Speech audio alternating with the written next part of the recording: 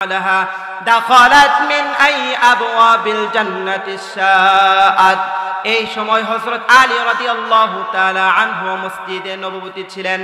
হযরত আলী রাদিয়াল্লাহু তাআলা আনহু মসজিদে নববী থেকে বাড়িতে যাইয়া হযরত ফাতেমাকে বলতেছেন, ও ফাতেমা, তোমার আব্বাজান তো 4টা গুণের কথা বলেছে, কোন মহিলার ভিতরে যদি 4টা গুণ থাকে তাহলে সে জান্নাতে যাবে। 1 নাম্বার 5 ওয়াক্ত নামাজ পড়বে, রমজান মাসে রোজা রাখবে, পর্দা করবে, স্বামীর আনুগত্য করবে। ফাতেমা দৌড় দিয়ে বিশ্বনবী রাহমাতুল লিল আলামিনের কাছে গেছে। যাওয়ার পর বলতেছেন, ও আব্বাজান, আপনি কি এই 4টা গুণের কথা বর্ণনা করেছেন, যার ভিতরে গুণগুলো থাকবে আল্লাহ তাকে জান্নাতের ফয়সালা করে দিবেন? বিশ্বনবী রাহমাতুল লিল আলামিন বলেন, হ্যাঁ ও আমার কলিজার টুকরা ফাতেমা, আমি তো কথা বলেছি। এবার ফাতেমা মুস্কি মুস্কি হাসতেছে, কারণ এই ফাতেমার ভিতরে 4টা গুণ ছিল। 5 ওয়াক্ত নামাজ পড়তো, রোজা রাখতো, পর্দা করতো, স্বামীর আনুগত্য করতো। কিন্তু বিশ্বনবী বলতেছেন, ও ফাতেমা, তুমি শুনো, তোমার আগে একজন মহিলা জান্নাতে যাবে, সে হলো উম্মে জামিলা।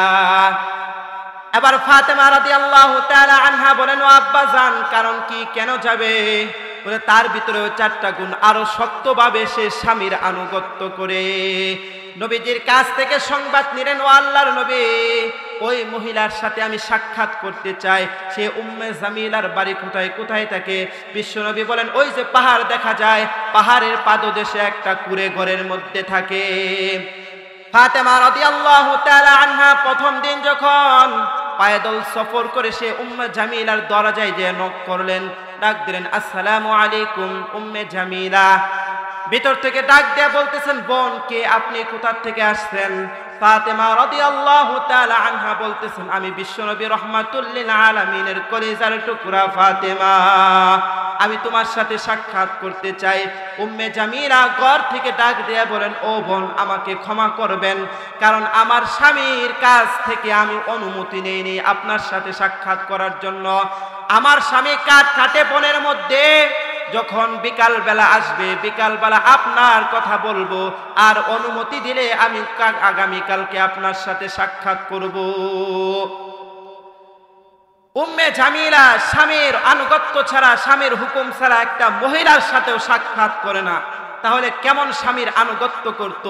আজকে তো সামান্য একটা কাপড় যদি কম হয়, একটা বাজার থেকে কিছু আনার কথা বলছে, যদি স্বামী না নিয়ে আসলো, তাহলে স্বামীর সাথে কথাই বন্ধ করে দেয়। স্বামী বলতেছে, তোমার মার্কেটে যাওয়ার প্রয়োজন নাই, বাজার ঘাটে যাওয়ার তোমার প্রয়োজন নাই, তুমি 5 ওয়াক্ত নামাজ পড়বা, পর্দায় থাকবা, বাড়িতে থাকবা। স্ত্রী বলেন, তোমার কথা আমি শুনবো না, আমি নামাজও পড়বো না, পর্দায় থাকবো না, মার্কেটে যাব, বাজার ঘাটে যাব, সব কিছু করবো। এ মহিলা, তোমাকে আমি বলতে চাই, তুমি যতই বড় হও না কেন, কিয়ামতের ময়দানে তোমার স্বামী যদিও জান্নাতে যায়, তোমাকে জাহান্নামে যাওয়া লাগবে, কারণ স্বামীর আনুগত্য তুমি করো নাই। এজন্য পর্দার আড়ালের মা বোনদেরকে উদ্দেশ্য করে বলতে চাই, 4 নাম্বার হলো স্বামীর আনুগত্য করতে হবে। স্বামীর আনুগত্য ছাড়া জান্নাত কখনো পাওয়া যাবে না। আল্লাহ তাআলা 3 ব্যক্তির উপর লানত করেন, তন্মধ্যে 3 নাম্বার হচ্ছে যে স্বামীর আনুগত্য করে না, স্বামীর সাথে ঝগড়া, স্বামীর সাথে কোনো বনদ নাই, স্বামীর সাথে তর্ক করে, ঝগড়া করে, এই মহিলার উপর আল্লাহ তাআলা সর্বক্ষণিক সর্বদাই লানত করতে থাকেন। যদিও মহিলাটা পর্দা করে, যদিও মহিলাটা 5 ওয়াক্ত নামাজি, যদিও মহিলাটা দিনদার, এই মহিলার উপর আল্লাহ তাআলার লানত সর্বক্ষণিক হবে। এজন্য উম্মে জামিলাকে যখন হযরত ফাতেমা রাদিয়াল্লাহু তাআলা আনহা ডাক দিয়া বললেন, তোমার সাথে সাক্ষাৎ করতে চাই, আর উম্মে জামিলা ডাক দিয়া বললেন, ও বোন, আমাকে ক্ষমা করুন, আমার স্বামীর আনুগত্য ছাড়া আমি আপনার সাথে সাক্ষাৎ করতে পারবো না। সে চলে আসলেন। দ্বিতীয় দিন যখন উম্মে জামিলার সাথে সাক্ষাৎ করার জন্য যাইতেছেন, ওই সময় হযরত হাসান রাদিয়াল্লাহু তাআলা আনহু বলতেছেন, আম্মা জান, আপনি গতকালকে কোথায় গিয়েছিলেন? আমাকেও নিয়ে যাইতে হইবে। তখন হাসান রাদিয়াল্লাহু তাআলা আনহুকে নিয়ে গেলেন। যাওয়ার পর বলতেছেন, আসসালামু আলাইকুম উম্মে জামিলা, আমি আপনার সাথে সাক্ষাৎ করতে চাই ফাতেমা। তখন হাসান রাদিয়াল্লাহু তাআলা আনহু বলতেছেন, আম্মা জান, আপনি কি আগামীকালকে এখানে এসেছিলেন? এই কথা শোনার সঙ্গে সঙ্গে উম্মে জামিলা বলতেছেন, বোন, আমাকে ক্ষমা করবেন, আপনার সাথে কাকে নিয়ে আসছেন? সে বলতেছে, আমার ছোট সন্তান হাসানকে আমি নিয়ে আসছি। তখন এই উম্মে জামিলা বলতেছেন, বোন আমাকে মাফ করুন, আমি তো স্বামীর কাছ থেকে শুধু আপনার সাথে সাক্ষাৎ করব, আপনার সাথে দেখা করব, এই জন্যই আসছি, এই জন্যই অনুমতি নিয়ে রাখছি, আমি আপনার সাথে সাক্ষাৎ করতে পারবো না। আগামীকালকে আসবেন, আমি আমার স্বামীর কাছ থেকে আপনার কথা আর আপনার সন্তানের কথা বলে রাখবো। আগামীকালকে যখন গেলেন, যাওয়ার পর সাক্ষাৎ করলেন, সাক্ষাৎ করার পর বলতেছেন, আপনি কি এমন আমল করেন, কি এমন গুণ আপনার, যার কারণে আপনি আমার পূর্বে জান্নাতে যাইবেন? সুবহানাল্লাহ। উম্মে জামিলা বলেন, আমি স্বামীর আনুগত্য করি। আমার একটা গুণ, সেই গুণটা হলো আমি স্বামীর আনুগত্য করি। স্বামীর হুকুম ছাড়া কোনো মহিলার সাথে সাক্ষাৎ করি না।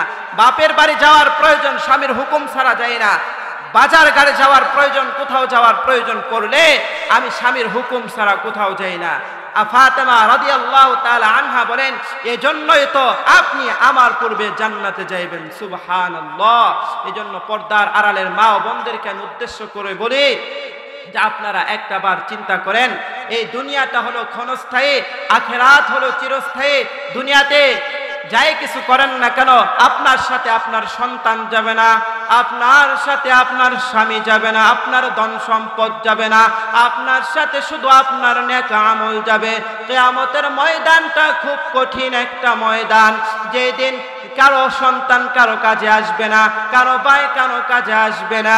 সেই দিনের কথা স্মরণ করে আপনারা আমল করতে থাকেন, 5 ওয়াক্ত নামাজি হয়ে যান, পর্দা করেন। আসরের ময়দানে এমন একটা কঠিন মুহূর্ত হইবে, এই যে সূর্যটা আমরা দেখতেছি 9 কোটি 30 লক্ষ মাইল উপর থেকে তাও দিচ্ছে, সেই দিন অর্ধ হাত উপরে চলে আসবে আর আমাদের মাথার উপরে তাও দিবে।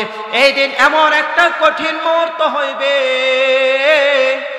যেদিন আল্লাহ বলেন, ইয়াউমা ইয়াফিরুল মারউ মিন আখি, কোনো ভাই কোনো ভাইয়ের কাজে আসবে না, বাবা সন্তানের কোনো কাজে আসবে না।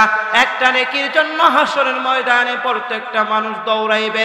সন্তান মায়ের কাছে যাইয়া বলবেন, ও আমার মা, দুনিয়াতে না কত কষ্ট করেছ আমার জন্য, একটা নেকির জন্য আমি জান্নাতে চলে যাইতে পারি, আপনি আমাকে একটা নেকি দেন, আমি জান্নাতে চলে যাইব। সেই দিন মা ডাক দিয়া বলবেন, দুনিয়ার মধ্যে তো আমার কোনো সন্তানই ছিল না। ভাইকে ভাইয়ের কাছে যাবে, ভাই বলবে আমার কোনো ভাই ছিল না। বাবার কাছে যাবে, বাবা বলবে আমার কোনো বাবাই ছিল না, সন্তানই ছিল না। সর্বশেষ দেখা যাবে একটা নেকির জন্য জাহান্নামে যাওয়া লাগবে।